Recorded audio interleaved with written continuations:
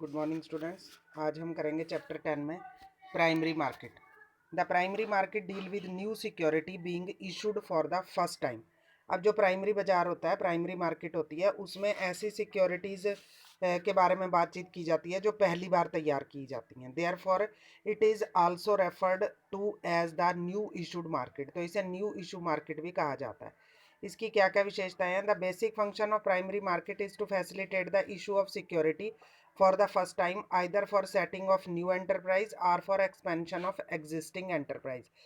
तो इसका जो प्राथमिक बाजार होता है उसमें सबसे बड़ी विशेषता क्या है इसकी, कि इसमें जो भी सिक्योरिटीज़ होती हैं वो पहली बार इशू की जाती हैं, चाहे वो नई संस्था के लिए हो, चाहे वो पुरानी संस्था जिसको हम एक्सपेंड करना चाहते हैं, आगे विस्तार करना चाहते हैं। Through this market fund raised may be used for establishing new project, expansion, diversification, modernisation of existing project, mergers and take over etcetera. तो इसके लिए हम क्या करते हैं कि ये इस पर इस मार्केट से जो पैसा लिया जाता है वो नए प्रोजेक्ट वगैरह लगाने के लिए प्रयोग किया जाता है। Primary market promote channelising of the investable fund from savers are the household sector to the business firm. तो इसमें पैसा कहाँ जाता है? सेवर से हाउस होल्ड सेक्टर में जाता है। The main participant in primary market कौन कौन से होते हैं? Bank, financial institution, insurance company आदि। Various instrument through which a company can raise fund in the primary market are equity share, preference share, debenture, loan आदि के द्वारा जो है वो कंपनी इशू कर सकती है, यहाँ से पैसा ले सकती है। मेथड्स क्या क्या हैं? सबसे पहला है ऑफर थ्रो प्रोस्पेक्टस। अब प्रोस्पेक्टस तो आपको पता ही है, +1 में भी हमने किया था कि जब भी कोई कंपनी होती है वो शेयर वगैरह इशू करना चाहती है तो उसके लिए उसे प्रोस्पेक्टस तैयार करना पड़ता है। उस प्रोस्पेक्टस में सारा कुछ बताना पड़ता है, कंपनी की विशेषताएं वगैरह बतानी पड़ती हैं, और उन विशेषताओं के आधार पर कंपनी जो है वो लोगों को इनवाइट करती है शेयर वगैरह परचेज करने के लिए। नेक्स्ट है offer for sale. A company may decide to involve an intermediary in the process of floating a public issue as it is a time consuming and tedious process. Under this method, the security are now not issued directly to the public but are offered for sale through intermediaries। अब जैसे ऊपर वाला method था उसमें काफ़ी time consuming हो जाता है, पहले प्रोस्पेक्टस वगैरह तैयार करना पड़ता है, फिर जनता को आमंत्रित करना पड़ता है, फिर एप्लीकेशन आती हैं, तो इसमें काफ़ी टाइम लगता है। पर ये क्या है, जो ये सेकंड मेथड है ऑफर फॉर सेल, इसमें कोई मध्यस्थ के माध्यम से या जैसे कोई स्टॉक ब्रोकर होते हैं उनकी सहायता से हम पैसा जो है वो प्राप्त कर सकते हैं। तो इसमें दो स्टेजेस होती हैं। पहला है a company first sell security and bulk at an agreed price to the intermediary stock merchant, banker, sector broker. तो इसमें जो कंपनी है वो सिक्योरिटीज जो है वो मध्यस्थों को बेच देती है और फिर आगे वो ही आगे सेल करते रहते हैं। नेक्स्ट है then the intermediary in turn resell them to investing public, और फिर आगे वो पब्लिक को इन्वेस्ट करने के लिए, मतलब पब्लिक को प्रेरित करते हैं कि वो इसमें इन्वेस्ट करें। जैसे होली लिमिटेड है sold 2 lakh equity share of 10 each at 12 per share to an investment banker who offered them to public at 20। अब जैसे मान लो एक कंपनी है, उसने इंटरमीडियट्स को ही दे दिए सेल, उनको इक्विटी शेयर सेल कर दिए, आगे वो जो है जनता को सेल करेगी। नेक्स्ट है private placement. The floating a public issue in an expensive process and involves certain mandatory and non-mandatory expenses. In case a company does not want to invite public subscription or cannot afford a public issue, it may opt for private placement. Under this method, a company issues security to institutional investor and some selected individual.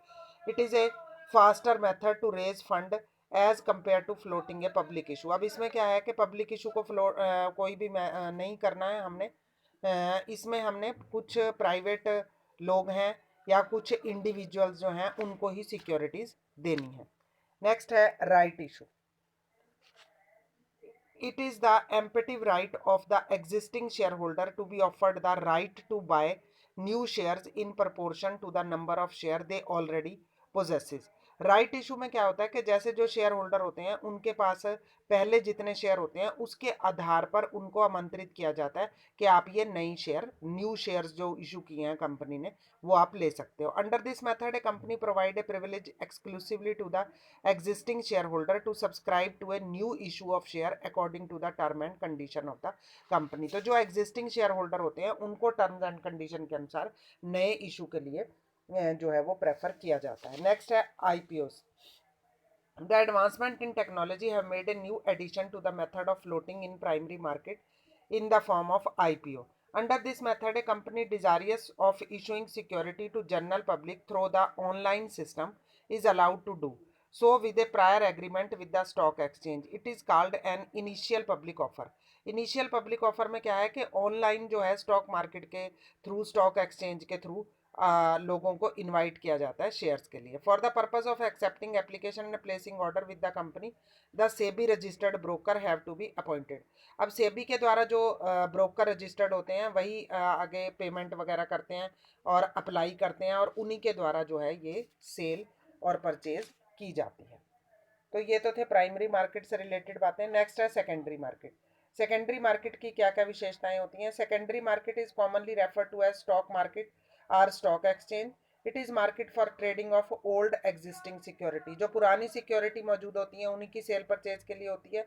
It leads to capital formation indirectly by providing liquidity and marketable to the existing security. तो जो हमारे पास मौजूद होती हैं security उन्हीं की cell और purchase से संबंधित होती है। Thus, it promote the economic growth by allocating the fund in the most productive avenue investment. तो इस तरह से हम जो फंड है जो ज़्यादा इन्वेस्टमेंट, प्रोडक्टिव इन्वेस्टमेंट के लिए चीज़ें होती है उसमें हम इनको इन्वेस्ट कर सकते हैं। As a result, it enable the existing investor to disinvest and new or fresh investor to enter the stock market. तो इसमें जो इन्वेस्टर एग्जिस्टिंग इन्वेस्टर होते हैं उनको आगे इन्वेस्ट करने के लिए और जो फ्रेश इन्वेस्टर होते हैं उनको स्टॉक मार्केट में एंटर करने के लिए जो है ये प्रोसेस की जाती है।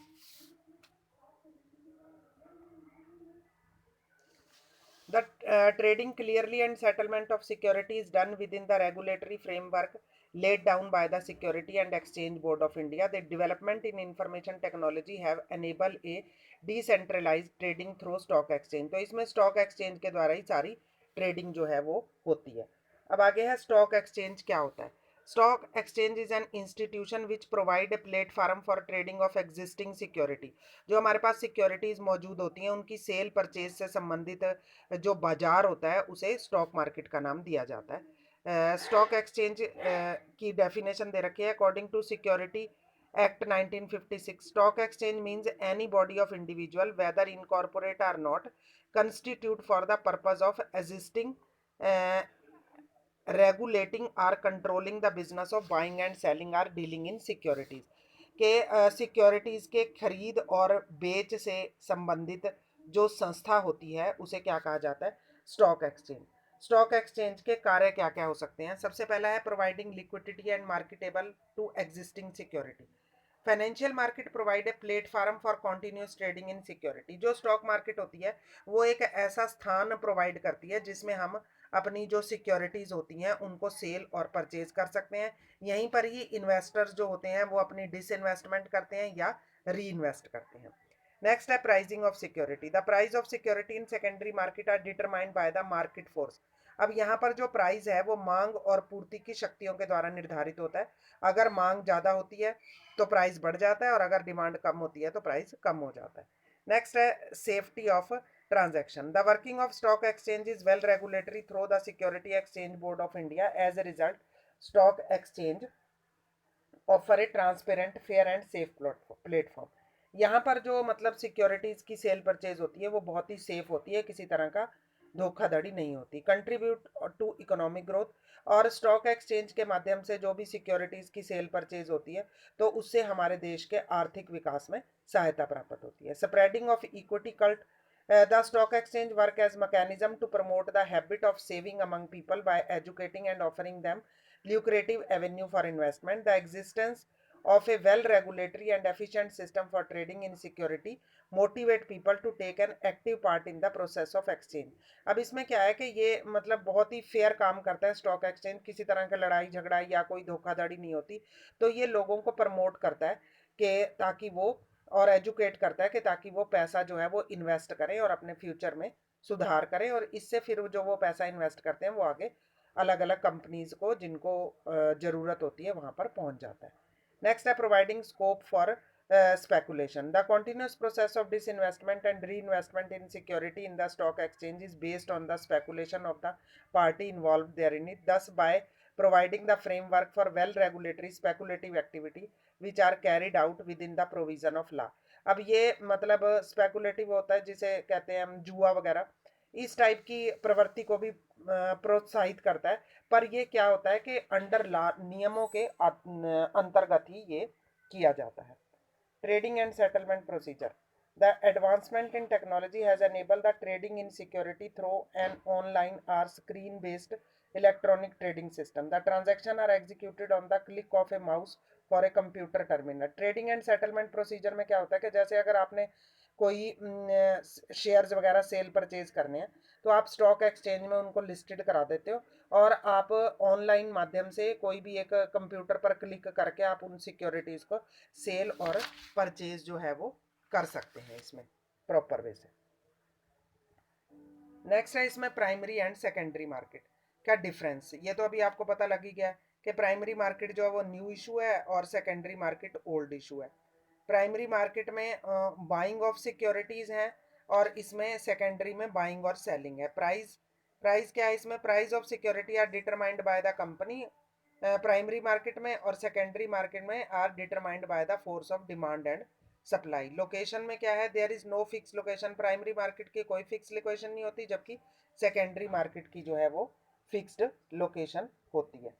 नेक्स्ट है steps in the trading and settlement process. जो ट्रेडिंग और सेटलमेंट प्रोसेस अभी हमने पढ़ा है उसके क्या क्या स्टेप्स हैं। सबसे पहले ओपनिंग ए ट्रेडिंग अकाउंट और डीमेट अकाउंट। सबसे पहले इसमें हमें एक डीमेट अकाउंट खोलना पड़ता है जिसके आधार पर ही हम कोई भी शेयर सेल और परचेज कर सकते हैं। इसी के अंतर्गत ही उसमें पैसे आते हैं।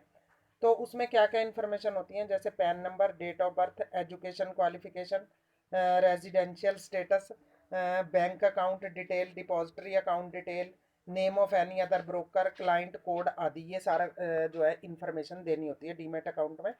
The investor has to then approach depository participant for opening a demat account or beneficial owner account. A demat account is essential for holding and transferring security. तो सबसे पहले उस व्यक्ति को डीमेट अकाउंट खोलना पड़ता है। कोई भी आपने ट्रांसफर करनी है, सिक्योरिटी रखनी है, तो वो डीमेट अकाउंट के माध्यम से ही की जाती है। नेक्स्ट है placing an order. Now the investor may place an order with a broker for purchasing और सेलिंग द सिक्योरिटी। अब ऑर्डर प्लेस किया जाएगा।